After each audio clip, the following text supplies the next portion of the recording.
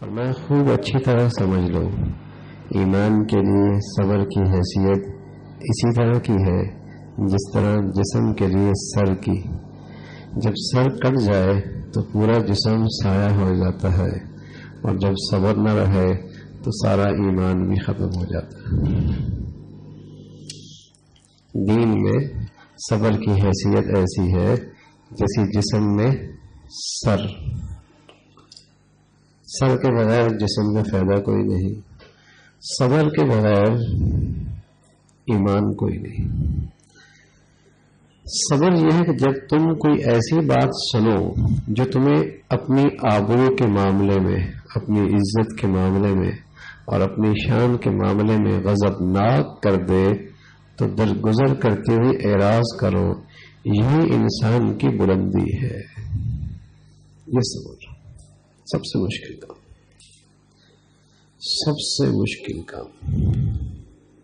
نفل پڑھنا آسان، تسبیح پڑھنا آسان، تہجد پڑھنا آسان، صدقہ کرنا آسان، اور اپنے اوپر قابو پانا بہت مشکل کام۔ اللہ ہمیں نصیب فرما دے، اللہ ہمیں نصیب فرما دے۔ ہمارے نبی فرمایا کرتے تھے رمضان تو صبر کا مہینہ ہے، اسی چیز کی تو مشق کرنی ہے، اپنی طبیعت پہ، اپنی زبان پہ، اپنی جذبات پہ، اپنے رویوں پہ قابو پانا۔ رمضان تو صبر کا مہینہ ہے۔ تو فرمایا لگے خوب اچھی طرح سمجھ لو، ایمان کے لیے صبر کی حیثیت اسی طرح کی ہے جس طرح جسم کے لیے سر کی۔ جب سر کٹ جائے تو پورا جسم ضائع ہو جاتا ہے، صبر کوئی نہیں تو ایمان کوئی نہیں، ایمان سارا ضائع ہو جاتا ہے۔ صبر یہ ہے جب تم کوئی ایسی بات سنو جو تمہیں اپنی آبرو کے معاملے میں، اپنی شان کے معاملے میں، اپنی عزت کے معاملے میں غضبناک کر دے تو درگزر کرتے ہوئے اعراض کرو، یہی انسان کی بلندی ہے۔ سب سے مشکل، میں عرض کر رہا ہوں سب سے مشکل کام، اور یہی رمضان ہے۔ رمضان کیا ہے؟ نام صبر کا ہے۔ رمضان کیا ہے؟ نام صبر کا ہے۔ رمضان کیا ہے؟ نام صبر کا۔ یہ چیز ہے صبر، صبر، صبر۔ اچھوں کے ساتھ اچھا رہنا کون سا کمال ہے؟ یہ تو عدلے کا بدلہ ہے۔ ناگواریوں کے ساتھ اور ناگواری کے ساتھ پیش آنے والے کے ساتھ اچھا کہنا بڑا دل گردے کی بات ہے۔ یہ چیز آدمی آ جائے تو زندگی بڑی ٹھنڈی ہو جائے گی۔ بچوں میں ناگواری آتی ہے، اہلیے کی طرف سے ناگواری آتی ہے، دوستوں کی طرف سے ناگواری آتی ہے، ساتھ اٹھنے بیٹھنے والوں سے ناگواری آتی ہے۔ قدم قدم پہ صبر کا امتحان ہوتا ہے، قدم قدم پہ، قدم قدم پہ۔ اور یہ ایمان کا کتنا بڑا درجہ ہے، اور یہ ایمان کی کتنی اہم چیز ہے۔ فرمایا سر کے بغیر جسم کوئی نہیں، صبر کے بغیر ایمان کوئی نہیں، اور یہی سب سے مشکل کام۔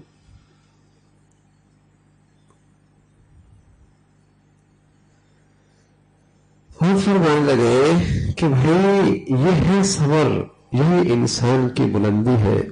حضرت عمر رضی اللہ عنہ قول ہے، جسے خوف خدا ہو وہ کبھی اپنے غصے میں انتقام لے کر تسکین حاصل نہیں کر سکتا۔ سبحان اللہ۔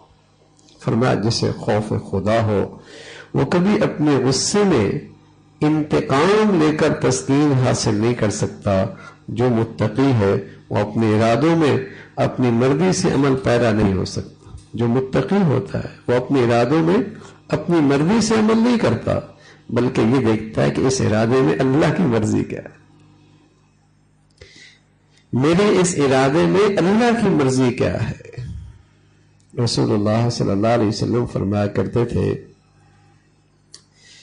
کہ چند چیزیں ہیں جو نجات دیتی ہیں آدمی کو، ان میں ایک چیز ہے والقول بالحق فی الرضا والسخط، ہر حال میں انصاف کی بات کہنا، صحیح بات کہنا، چاہے خوشی کا موقع ہو چاہے غصے کا موقع ہو۔ غصے کے اندر بھی اس کی زبان سے ناانصافی کی بات نہیں، زیادتی کی بات نہیں، بے صبری کی بات نہیں. اللہ کے نے فرمایا 3 چیزیں ایسی جو آدمی کو نجات دے دیں گی. ایک فتقوی اللہ فی السر والعلانیہ، ہر حال میں اللہ سے ڈرنا، لوگوں کے سامنے بھی، خلوت اور تنہائی میں بھی تقوی اختیار کرنا. اور دوسرا، ہر حال میں سچی بات، انصاف کی بات، حق بات کہنا، چاہے غصے کی کیفیت ہو چاہے عام حالت ہو. اور تیسری بات فرمائی والقصد فی الغناء والفقر، ہر حال میں میانہ روی سے چلنا، فقر میں بھی خوشحالی میں بھی. دولت بہت ہے تب بھی طریقے سے زندگی گزارنا، نہیں ہے تو نہیں ہوتی. ہاں، تو میانہ روی سے زندگی گزارنا. اللہ کے نبی نے فرمایا یہ وہ 3 خوبیاں ہیں جو آدمی کے لیے نجات کو آسان کر دیتی ہیں. تو ہر حال میں اپنے ارادوں میں یہ دیکھنا کہ اللہ کی مرضی کیا ہے، اللہ کی مرضی کیا ہے. فرمایا جو متقی ہے وہ اپنے ارادوں پر اپنی مرضی سے عمل پیرا نہیں ہو سکتا. اگر لوگوں میں خوف آخرت میں ہوتا تو دنیا کے مناظر بالکل ہی مختلف ہوتے. یعنی ہر کوئی من مانی کر کے دنیا کا نظام تہ و بالا کر دیتا. ایک اللہ کا ڈر ہی تو ہے اور ایک آخرت کی فکر ہی تو ہے. کچھ انسانی ماحول نظر آتا ہے، ورنہ تو درندگی درندگی ہوتی، ورنہ تو درندگی درندگی ہوتی.